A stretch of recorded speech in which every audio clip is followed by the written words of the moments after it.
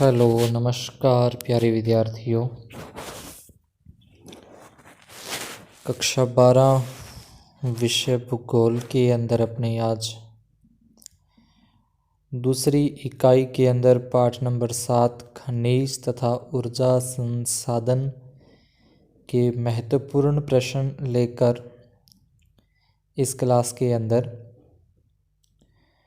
इसमें से ब्लूप्रिंट के अनुसार जो छोटे प्रश्नों के उत्तर हैं, जैसे वस्तुनिष्ठ और एक एक शब्द वाले यानी कि अति लघुत्रात्मक प्रश्न पूछे जाएंगे अपने से। बात करते हैं खनिज जैसे अपने भूमि से जो भी पदार्थ निकलते हैं, जैसे लोहा, तांबा, सोना, चांदी, ये खनिज होते हैं। खनिज यानी कि लोहा तत्व भी होते हैं और अलोहा भी होते हैं। ऊर्जा संसाधन जैसे कोयला, जीवाश्म ईंधन वगैरह है, तो वो ऊर्जा संसाधन के अंतर्गत आते हैं। पहले वस्तुनिष्ठ प्रश्न की अपने बात करें तो लिखा है धात्विक खनिज नहीं है, यानी कि ऐसा जिसमें धातु नहीं होती। लोहे के अंदर भी धातु है, तांबा भी धातु है, मैग्नीज भी धातु है, लेकिन जो कोयला है वो धातु नहीं है। दूसरा प्रश्न है अधात्विक खनिज नहीं है। अपने को ये बताना है कि अधात्विक खनिज नहीं है। कई बार अपने जल्दबाजी में सीधे देख लेते हैं कि अधात्विक खनिज और अधात्विक पे टिक कर देते हैं, जबकि इसमें पूछा है कि ऐसा जो अधात्विक नहीं होना चाहिए। तो कोयला भी अधातु है, ग्रेफाइट भी हो गया, चूना पत्थर भी हो गया, लोहा है वो धात्विक है, तो इसने पूछा अधात्विक नहीं, तो लोहा आ जाएगा। तीसरा प्रश्न है कोयला लगभग कितना प्रतिशत भाग दामोदर, सोम, महानदी और गोदावरी नदियों की घाटियों में पाया जाता है, तो ये आ जाएगा 97% है जो पाया जाता है। चौथा प्रश्न है देश में मैग्नीज का अग्रणी उत्पादक राज्य है, तो इसका आंसर हो जाएगा उड़ीसा। मैग्नीज का जो अग्रणी उत्पादक राज्य है। पांचवा है अधात्विक खनिज है, तो अधात्विक के सारे अधात्विक हैं। अब्रक भी अधात्विक है, चूना पत्थर भी अधात्विक है, डोलोमाइट भी अधात्विक है, तो ये उपयुक्त सभी आ जाएगा। उसके बाद है छठा प्रश्न बॉक्साइट का प्रयोग किसके विनिर्माण में किया जाता है, तो ये बॉक्साइट है वो एल्यूमिनियम के निर्माण में इसका उपयोग किया जाता है। सातवां प्रश्न है ऊर्जा के परंपरागत स्रोत हैं, तो परंपरागत स्रोत इसके अंदर अपने सारे आ जाएंगे, कोयला, पेट्रोलियम, प्राकृतिक और उपयुक्त सभी इसके अंदर सारे अपने को टिक करने परंपरागत स्रोत हैं। एक होते हैं परंपरागत स्रोत, एक होते हैं गैर परंपरागत स्रोत। परंपरागत जो एक निश्चित टाइम के बाद बनते हैं, यानी कि इनको अपने दोबारा से जल्दी से नहीं बना सकते, तो ये सारे आ जाएंगे उपयुक्त सभी। उसके बाद आठवां प्रश्न है gas authority of India limited की स्थापना कब की गई, तो 1984 के अंदर। नौवां प्रश्न है परमाणु ऊर्जा आयोग की स्थापना कब की गई, तो परमाणु ऊर्जा आयोग की स्थापना 1948 में। गैस अथॉरिटी ऑफ इंडिया है, तो ये ध्यान रखना 1984 में है, और परमाणु ऊर्जा आयोग की जो स्थापना है वो 1948 में। भारत में सबसे बड़ा कोयला क्षेत्र कौन सा है, तो भारत में सबसे बड़ा कोयला क्षेत्र जरिया। इसके बाद अगला 11वां प्रश्न है भूतापीय ऊर्जा संयंत्र भारत में मणिकर्ण नामक स्थान पर अधिकृत किया जा चुका है, यह निम्न में से किस राज्य में स्थित है, तो भूतापीय ऊर्जा संयंत्र है वो हिमाचल प्रदेश के अंदर। 2 नंबर अपना ऑप्शन इसमें आ जाएगा। इसके बाद है डिगबोई, नाहरकटिया तथा मोरान महत्वपूर्ण तेल उत्पादक क्षेत्र कौन से राज्य में है, तो ये आ जाएगा असम के अंदर।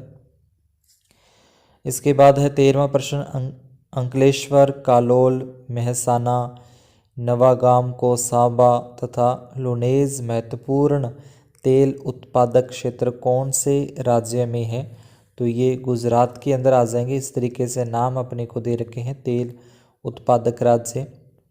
तो गुजरात के अंदर। 14वां प्रश्न है, भारत में किस क्षेत्र में ज्वारीय ऊर्जा विकसित करने की व्यापक संभावनाएं हैं? तो इसका आंसर अपना आ जाएगा तटों के साथ। जो भारत में क्षेत्र में ज्वारीय ऊर्जा यानी कि जो समुद्रों के अंदर ज्वार भाटे उठते हैं चंद्रमा के गुरुत्वाकर्षण के कारण, तो वो तटों के साथ जो टकराते हैं पानी, तो वहाँ से ज्वारीय ऊर्जा विकसित करने की व्यापक जो संभावनाएं हैं वो तटों के साथ है। आगे आता है अति लघुतात्मक है, तो इसमें लिखना है लोहा धात्विक खनिज के उदाहरण। तो लोहा धात्विक, लोहा, मैग्नीज, क्रोमा माइट हो जाएगा। उसके बाद अलोहे के पूछे तो तांबा बॉक्साइड हैं, तो ये अलोहे के हो जाएंगे। प्रश्न संख्या 3, रासायनिक भौतिक गुणधर्मों के आधार पर खनिजों को प्रमुखतः कितनी श्रेणियों में बांटा गया है? तो 2 श्रेणियों के रासायनिक भौतिक गुणधर्मों के आधार पर, धात्विक और अधात्विक। चौथा प्रश्न है, भारत में अधिकांश धात्विक खनिज किस क्षेत्र में पाए जाते हैं? जिसका आंसर लिखना है अपने को प्रायद्वीपीय पठारी क्षेत्र की प्राचीन क्रिस्टलीय शैलों में ये पाए जाते हैं। 5वें प्रश्न की बात करें तो लिखा है हमारे देश में लौह अयस्क के मुख्यतः कौन से प्रकार पाए जाते हैं? तो भारत में मुख्यतः 2 प्रकार के हेमेटाइट और मैग्नेटाइट प्रकार के जो लौह अयस्क है वो पाए जाते हैं। प्रश्न संख्या 6, तांबा के निक्षेप मुख्यतः पाए जाते हैं, तो इसका हो जाएगा झारखंड के सिंह भूमि में और जिले में, मध्य प्रदेश के बालघाट तथा राजस्थान के झुंझुनू एवं अलवर जिलों में पाए जाते हैं तांबे के। ठीक है, ध्यान रखना है, झारखंड के सिंह भूमि में, मध्य प्रदेश के बालाघाट तथा राजस्थान के झुंझुनू और अलवर जिलों में। प्रश्न संख्या, ओडिशा में बॉक्साइट के अग्रणी उत्पादक हैं, तो काली हांडी और संबलपुर है जो ओडिशा के अंदर। 8वां प्रश्न है, छत्तीसगढ़ में बॉक्साइट के निक्षेप कहाँ पाए जाते हैं? तो अमरकंटक के पठार, तो ये अपने को ध्यान रखना है, अमरकंटक के पठार छत्तीसगढ़ में बॉक्साइट। 9वां प्रश्न है, तांबे का उपयोग किसमें किया जाता है? तो तांबे का उपयोग अपने को ध्यान रखना है, बिजली के मोटरें जो अपने बनाती हैं, जैसे पंखे की मोटर होती है उसमें अपने देखा होगा, ट्रांसफार्मर बनाने में, जनरेटर्स जो अपने होते हैं उसमें तांबे, तथा विद्युत उपयोग के लिए तथा आभूषणों में भी तांबे का उपयोग किया जाता है। यानी सोने को मजबूती प्रदान करने के लिए तांबे का उपयोग करते हैं, जो विद्युत की तारें बनती है उसमें तांबे का उपयोग किया जाता है। प्रश्न संख्या 10 है, भारत में अब्रक मुख्यतः कहाँ पाया जाता है? तो भारत के अंदर अब्रक है वो झारखंड में, आंध्र प्रदेश, तेलंगाना, राजस्थान में पाया जाता है। 11वां प्रश्न है, अब्रक का उपयोग कौन से उद्योगों में होता है? तो अब्रक का उपयोग विद्युत और इलेक्ट्रॉनिक्स उद्योगों में किया जाता है। प्रश्न संख्या 12 है, भारत के खनिज मुख्यतः किन विस्तृत पट्टियों में सम्मिलित है? पट्टियों के नाम लिखने हैं। भारत में खनिज हैं जो उत्तर पूर्वी पठारी प्रदेश के अंदर, उत्तर पश्चिमी प्रदेश के अंदर, दक्षिणी पश्चिमी पठारी प्रदेश के अंदर ये पाए जाते हैं। इसके बाद बात करें 13वें प्रश्न की, तो अपरंपरागत ऊर्जा स्रोतों के नाम। तो अपरंपरागत जो नवीनीकरण भी इसको अपने कह सकते हैं, नाभिकीय ऊर्जा, सौर ऊर्जा, ज्वारीय तथा तरंग ऊर्जा है, ये इनके नाम हो जाएंगे। उसके बाद पवन ऊर्जा है, भूतापीय ऊर्जा है, जैव ऊर्जा है, तो ये अपरंपरागत ऊर्जा स्रोतों के नाम हैं। उसके बाद 14वां प्रश्न है, पवन ऊर्जा के लिए अनुकूल परिस्थितियां वाले कौन से राज्य है तथा उन राज्यों के नाम लिखिए। तो पवन ऊर्जा के लिए राजस्थान, जैसे अपने को पता है कि 145 किलोमीटर के हिसाब से यहाँ पे वायु चलती है राजस्थान में। गुजरात, महाराष्ट्र और कर्नाटक, तो ये पवन ऊर्जा के लिए अनुकूल परिस्थितियों वाले राज्य हैं। 15वां प्रश्न, भूमिगत ताप के उपयोग का पहला सफल प्रयास कहाँ हुआ है? भूमिगत ताप के उपयोग का तो बोएजे शहर इंडाहो के अंदर, यूएसए के अंदर इसका सफल परीक्षण किया गया है। 17 नंबर प्रश्न है, 16 नंबर, भारत के प्रमुख नाभिकीय ऊर्जा केंद्र कौन कौन से हैं? नाम लिखने हैं। भारत के प्रमुख नाभिकीय ऊर्जा केंद्र, तो तारापुर महाराष्ट्र के अंदर, कोटा के पास रावतबाटा, उसके बाद राजस्थान में है ये कलमपक्कम, ये तमिलनाडु के अंदर, नरोरा उत्तर प्रदेश के अंदर है, और उसके बाद केगा है कर्नाटक था, काकरापाड़ा गुजरात के अंदर ये प्रमुख नाभिकीय ऊर्जा केंद्रों के हैं। तारापुर महाराष्ट्र, कोटा के पास रावतबाटा राजस्थान के अंदर है, कल्लप्पम तमिलनाडु के अंदर। तो इस तरीके से है। प्रश्न संख्या 17, कोयले का मुख्य प्रयोग किस लिए किया जाता है? तो ताप विद्युत उत्पादन तथा लौह यस्क के प्रगलन के लिए कोयले का उपयोग किया जाता है। 18वां प्रश्न है, कोयला मुख्य रूप से किन दो भूगर्भिक कालों की शैलकर्मों में पाया जाता है? तो गोंडवाना और ट्रेशरी निक्षेप के अंदर ये काल हुए थे। गोंडवाना और ट्रेशरी कालों के अंदर ये पाया गया। 19वां प्रश्न है, भारत में कोयला निक्षेपों का लगभग 80% भाग किस प्रकार व श्रेणी का पाया जाता है? तो ये बिटुमिन्स प्रकार था, गैर कोकराई श्रेणी का पाया जाता है।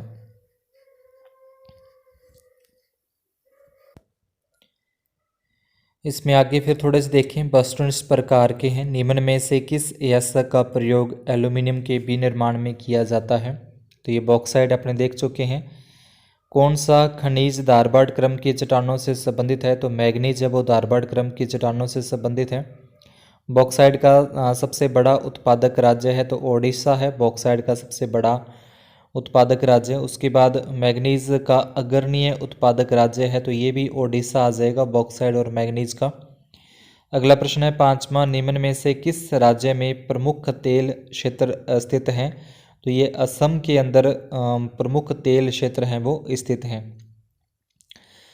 6ठा प्रश्न है, किस स्थान पर पहला परमाणु ऊर्जा स्टेशन स्थापित किया गया? तो तारापुर के अंदर जो पहला परमाणु ऊर्जा सेंटर है वो स्थापित किया गया।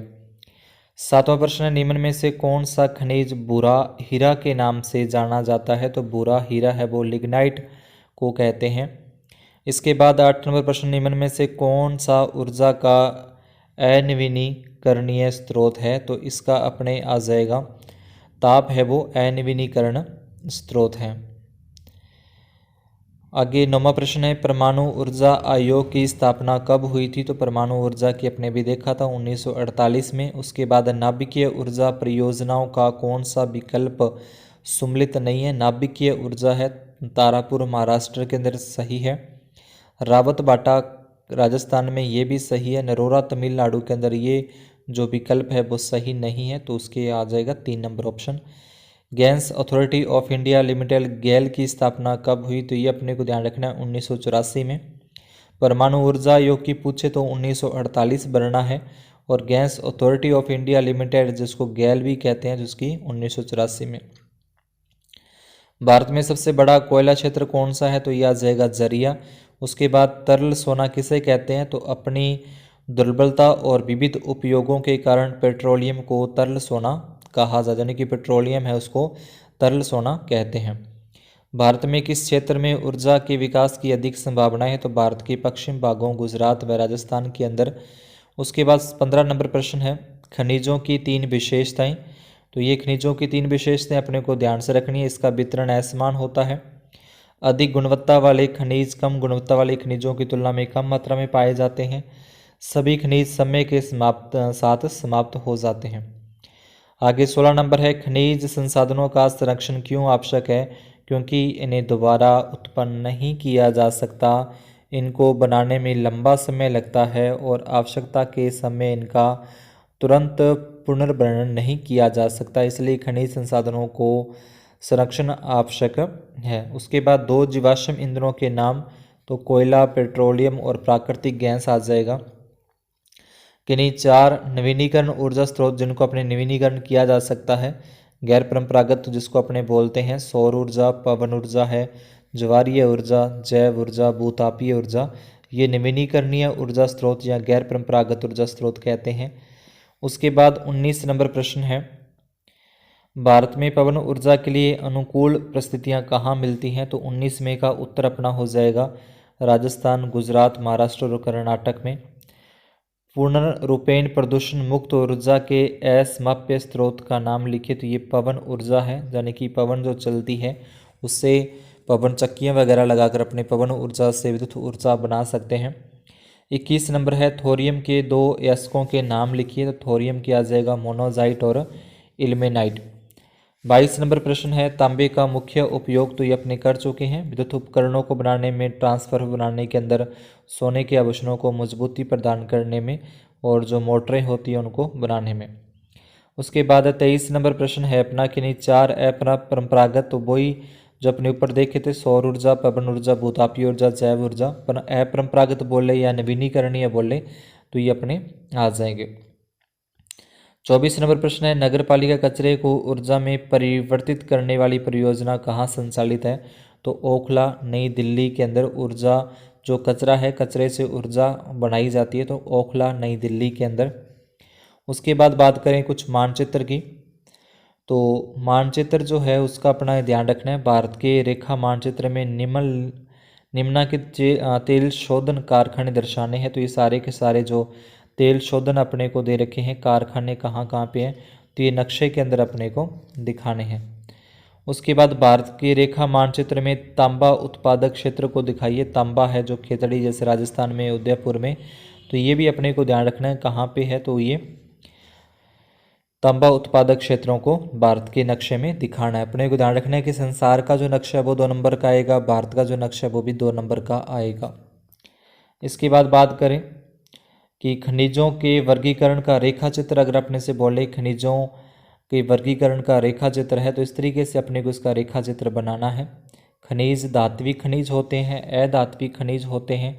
उसके बाद करें जो धात्विक है वो लोहे और अलोहे के अंदर आ जाएंगे। ये लोहे के आ जाएंगे, इसके उदाहरण दे रखे हैं, ये अलोहे के। उसके बाद जो ये अधात्विक है तो अधात्विक अपने आ जाएंगे ईंधन खनिज जिसमें कोयला, पेट्रोलियम, प्राकृतिक गैस है, और अन्य अधात्विक खनिज माइका, चूना पत्थर और ग्रेफाइट इत्यादि ये अधात्विक आ जाएंगे। तो आज की क्लास में अपने इतना ही। अगर आपको वीडियो अच्छा लगा हो, क्लास अच्छी लगी हो, तो चैनल को सब्सक्राइब ज़रूर कर दीजिए। वीडियो को लाइक और शेयर करना न भूलें। धन्यवाद। शुभ दिन।